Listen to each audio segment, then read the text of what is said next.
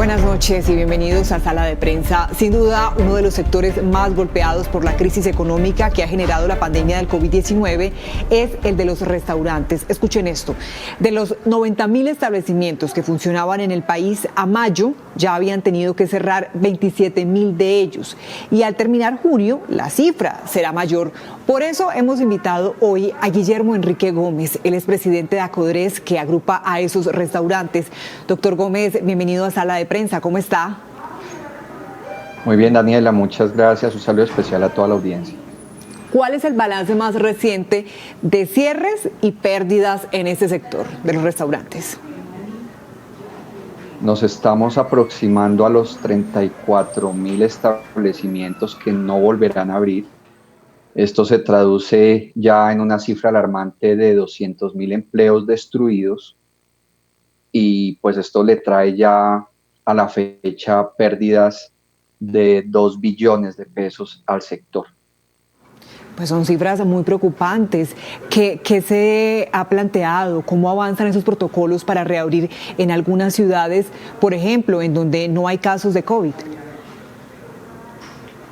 La buena noticia es que el gobierno nacional aceptó nuestro argumento de no discriminar entre municipios COVID y no COVID para la implementación de pilotos, porque sea en los unos o en los otros, vamos a tener que garantizar lo mismo, que es no llegarnos a convertir en focos de contagio.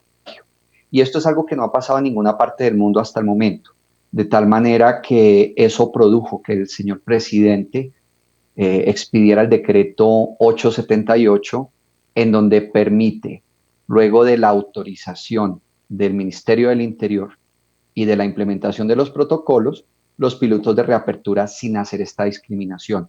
Esto nos devolvió el aliento porque nosotros veníamos avanzando en el diseño de estos pilotos en ciudades como Bucaramanga, Medellín, Cali, Pereira, Bogotá, y pues ya con esta buena noticia estamos avanzando en mesas de reactivación para poder obtener estos respaldos y volver a abrir, porque realmente el camino no son los domicilios, el camino es volver a servir a la mesa. Claro, pero en medio de esa propuesta que ustedes le han planteado al gobierno para que les permita abrir, ¿cómo cumplir esas medidas de bioseguridad para cuidar a los clientes y, por supuesto, al personal, a los empleados en otras ciudades? Porque hay que tener en cuenta, si bien ustedes piden que no se discrimine entre ciudades COVID y no COVID, pero bueno, aquellos que son más indisciplinados o aquellos que realmente les están mostrando las cifras, que hay preocupación. Mira lo que está pasando en el Atlántico. ¿Ahí qué van a hacer?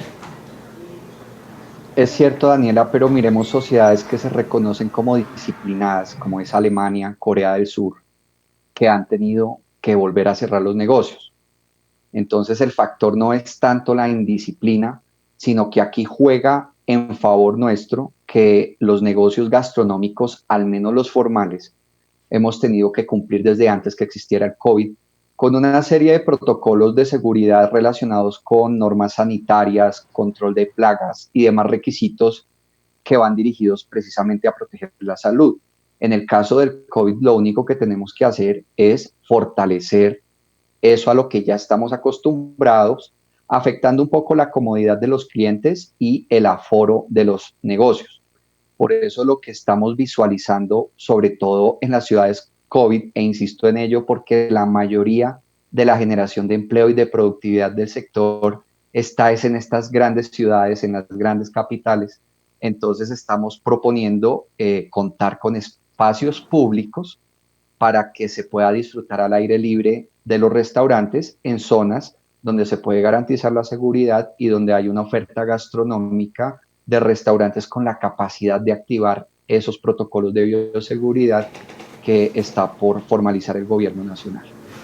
Entiendo. De hecho, hace un instante también les hemos venido contando a nuestros conectados lo que piensan hacer algunas ciudades, como por ejemplo Bucaramanga, ya ha planteado la opción de peatonalizar algunos sectores, en fin, con todo, pues para mantener, digamos, el tema de la distancia y otras medidas de bioseguridad.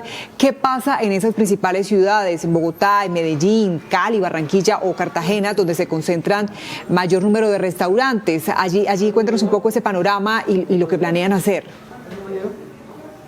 Precisamente estamos poniendo sobre la mesa un término nuevo que no conoce la audiencia, que es el takeaway, que es poder llevar más allá de las terrazas el servicio de restaurantes, como lo están haciendo en varias ciudades de Europa.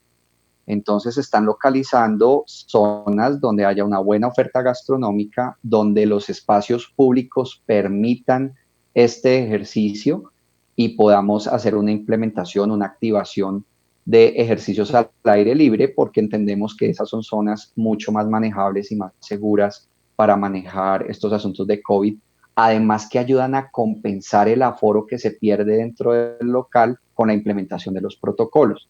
Debemos recordar que tras la afectación económica que nos ha significado esta crisis, pues es muy complicado pretender volver a abrir para solo poder atender el 30 o 25% de los clientes originales. Por eso se ha propuesto en estas ciudades esas mesas que ayuden a identificar esas zonas, y también hemos pedido que no olvidemos las plazoletas de comidas de los centros comerciales. Estos son centros que ya tienen activados protocolos de bioseguridad, y lo que tenemos que conseguir es hacer compatible el que nos corresponde a nosotros con el del centro comercial, para que las personas puedan volver a disfrutar de las plazoletas de estos centros. Estas medidas de bioseguridad que se tienen planteadas implica también gastos representativos para los propietarios de estos restaurantes, y están en capacidad, en disposición de asumirlas. Así es. Sin embargo, debemos decir que el gasto mayor no lo provocan los protocolos, lo provocan esos gastos que no han parado y no se han ajustado a nuestra realidad, como es el caso de los arrendamientos y los servicios públicos. Ha sido un golpe tremendo a la subsistencia de estos negocios el ver la indolencia y la inflexibilidad de los dueños de los locales, y más que de los dueños de las inmobiliarias, que se han opuesto a los pactos que quiso promover el gobierno para que llegáramos a tarifas que le permitieran subsistir a los restaurantes. Ese cobro desconsiderado y que no se detiene de locales, y la resistencia de los propietarios y las inmobiliarias a recibirnos estos inmuebles, están llevando a una acumulación de deudas de los negocios, que lo que va a hacer es que sean imposible volver a abrir. Una acumulación de deuda, sí, señor. ¿Y cómo está esa comunicación con los alcaldes para llevar a cabo la reapertura gradual? ¿Qué tal la disposición de ellos, ese interés? ¿Cómo están articulando el trabajo? La comunicación es excelente. El alcalde Daniel Quintero, que ha tenido un liderazgo bastante interesante con herramientas de inteligencia artificial y de data, pues nos ha permitido interactuar muy fácil para que, identificando estas zonas bajo el liderazgo de diferentes tipos de negocios, porque debemos recordar que la gastronomía no son solo restaurantes, sino que aquí aplican cafeterías, panaderías y pastelerías, ha sido muy bueno, y es una ciudad donde tenemos muy maduros los modelos. Lo mismo Cali. En Cali, por ejemplo, se identificó muy rápido el Parque del Perro, que es conocidísima la oferta gastronómica de ese lugar, y los espacios públicos que ofrece para poder aplicar las propuestas que hemos planteado. Lo mismo el alcalde de Bucaramanga ha sido muy proactivo en lograr la reactivación de restaurantes. Ya hoy hizo una presentación de cómo sería el modelo, y Acodres presentó también una aplicación que le permite a las personas hacer reservas para controlar estos aforos y estos nuevos criterios que hay que implementar para cuidar la salud de la gente. Y en Bogotá, la alcaldesa Claudia López, a través de la doctora Carolina Durán, su secretaria de Desarrollo, y un equipo liderado por el IDT en cabeza de Carol Fajardo, hemos podido activar una mesa donde ya empezamos a identificar algunas zonas donde se puede empezar a hacer estos pilotos, y también hemos querido prestarle atención a los centros históricos, porque son los que más sufren y tienen un componente patrimonial que pues es de todos nosotros. En Cartagena y en Bogotá estamos haciendo ese esfuerzo también. Pues nos alegra mucho esa disposición que nos cuenta tienen los mandatarios, porque este sector pues ha sido uno de los últimos que se han tenido en cuenta para esa reapertura de la economía, pero también somos testigos de esas necesidades que están pasando desde que comenzó esta pandemia. Doctor Gómez, ¿por qué algunos restaurantes pudieron reaccionar más rápido a la contingencia para ofrecer domicilios, por ejemplo, y otros no tuvieron más remedio que cerrar? Es una gran pregunta, Daniela. Los que reaccionaron es porque ya ofrecían los domicilios desde antes. La operación de domicilios es compleja, es costosa, no es algo que se puede implementar de un día para otro. Y siempre ponemos el ejemplo que cuando aparecieron los agregadores o plataformas dedicadas al servicio de domicilios en los restaurantes, hay que simular un restaurante que se venía ganando 8 pesos y le ofrecen un servicio a domicilio donde le dice se puede ganar 2 pesos más. Entonces ningún empresario se resiste a ello y lo adopta. Pero cuando pierdes los 8 pesos, que son el soporte de los gastos de nómina, arriendos, servicios públicos, créditos, impuestos, y te dicen que sobrevivas con los 2 pesos que te dejaba el domicilio, pues realmente no es una propuesta sostenible. Y tampoco es posible la reinvención, porque pretender que el servicio a la mesa, que consiste en una experiencia que crean los restaurantes a partir de un concepto y de unos criterios culturales y de un servicio humano, de una cadena de servicio que crea esa experiencia, esa atención, pues no es posible digitalizarlo plenamente.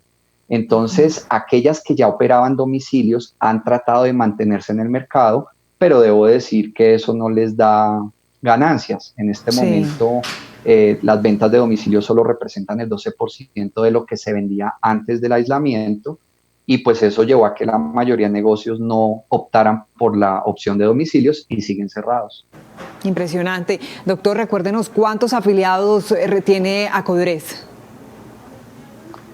De los 17.000 establecimientos formales que hay en Colombia, hay 10.000 afiliados a Acodres y estamos organizados en 15 capítulos a nivel nacional. De esa cifra, un porcentaje de afectados, así como usted nos contaba ahora, o podría decir que todos, el 100%, o algunos que definitivamente... Bueno, Daniela, yo debo destacar la resistencia de nuestros empresarios. Esta industria tiene un factor muy especial, y es que la afinidad entre el dueño y los trabajadores es altísima, porque si no existe ese amor por la cocina, ese amor por el servicio al cliente, los negocios gastronómicos no prosperan. Entonces, esa afán que han tenido nuestros empresarios de no dejar perder su equipo de trabajo, de hacer hasta lo imposible por salvar empresas que van desde el emprendimiento, que muchos jóvenes colombianos estaban fijando su apuesta de vida en este sector, hasta restaurantes de tradición con 30, 40 años de funcionamiento, no han querido permitirse que sus negocios desaparezcan. Entonces han hecho un esfuerzo enorme, por lo que debo decir que apenas estamos registrando unos indicadores del 14% de nuestros afiliados ya con un golpe que los está llevando a cerrar, porque desafortunadamente este gran volumen de 27.000 negocios que no vuelven a abrir han tenido como víctima principal esos colombianos que de manera informal tienen que apelar a la preparación de comida para sobrevivir. Entonces, los más vulnerables y los más débiles son los que reciben primero el golpe y ya empieza a escalar en las organizaciones formalmente constituidas. Un esfuerzo admirable. Pues, doctor Guillermo Enrique Gómez, presidente de Acodres, muchas gracias por acompañarnos hoy en Sala de Prensa. Gracias a ti, Daniela, y al canal y a los medios por la solidaridad que han mantenido con este sector tan importante para las familias colombianas. Sin duda, vamos a seguir ahí, muy pendientes de cómo se reactiva poco a poco este golpeado, pero tan importante sector para la economía del país. Nosotros hacemos una pausa, pero al regreso estará Ricardo Ospina para contarnos qué tiene hoy en su radar. Ya volvemos.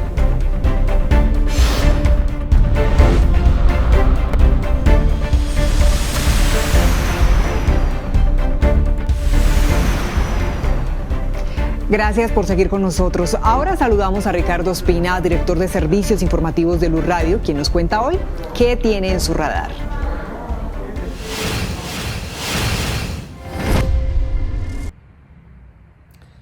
Muy buenas noches. Hoy entra en el radar en Sala de Prensa en Noticias Caracol Ahora el desarrollo del terrible caso de la violación cometida por 7 soldados del Batallón San Mateo contra una niña de la etnia indígena en Belachamí, una niña de apenas 12 años de edad en zona rural del municipio de Pueblo Rico, en Risaralda. La polémica va en dos sentidos. Un grupo de abogados penalistas criticó a la Fiscalía porque consideran que cometió errores graves durante la imputación de cargos. Estos 7 soldados entre 18 y 22 años de edad tienen ellos, aceptaron cargos por un delito que les imputó la Fiscalía, que es el de acceso carnal abusivo con menor de 14 años. Lo que dicen estos abogados es que ese delito no era el que debía habérseles imputado, porque de alguna manera tácitamente la Fiscalía está señalando que la niña tuvo y les dio el consentimiento para sostener relaciones sexuales, algo que evidentemente no pasó, entre otras cosas, porque siendo menor de 14 años no tienen la posibilidad de aceptar de manera voluntaria este tipo de actos, y menos en estado de sometimiento, y menos con 7 hombres y menos armados. Lo que dicen los penalistas es que la Fiscalía debió haberles imputado a ellos el delito de acceso carnal violento, que tiene un agravante adicional y que además demuestra y abiertamente denota que hubo una violación. El fiscal general Francisco Barbosa salió al paso a las críticas y dijo que Colombia es un país en el que definitivamente todo se critica, dijo que es el país del cójalo, cójalo, del suéltelo, suéltelo, y defendió la actuación de sus fiscales. Ese es un lado de la polémica. Hay quienes defienden al fiscal y dicen que efectivamente la imputación se hizo bien porque en medio de todo salió muy rápidamente el caso y pronto habrá una condena. La otra controversia se origina por el sitio de reclusión de estos soldados. Irán a un batallón del ejército en Bello, Antioquia, y la familia de la niña violada y muchos defensores de derechos humanos en el país critican que, a pesar de ya no pertenecer al ejército, los envíen a pagar prisión en un sitio que tiene privilegios. Preguntan por qué no los envía la justicia a una cárcel común, como debería ser cuando un delito tiene tal gravedad y tiene semejante carga de gravedad para la sociedad colombiana y particularmente para una niña a la que le truncaron sus sueños y causaron unos perjuicios tan graves. Una polémica decisión. Y así, con el radar de Ricardo Ospina, llegamos al final. Ya viene Signo Pesos. Gracias por conectarse con nosotros en Sala de Prensa. Buenas noches.